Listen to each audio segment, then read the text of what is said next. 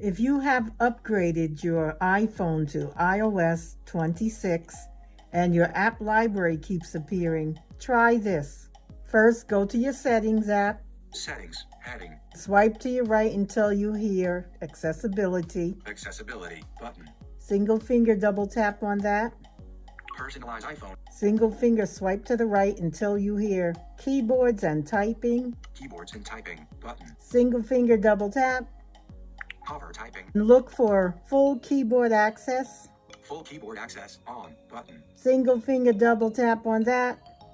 Full keyboard access, switch button, on. We want to turn it off. Single finger to the right. Full keyboard access, switch button, on. Single finger double tap to turn it off. Off, alert. Important. It's going to ask you a question. Are you sure you want to turn off full keyboard access? Yes. Cancel, button. Yes, button. Single finger double tap on that.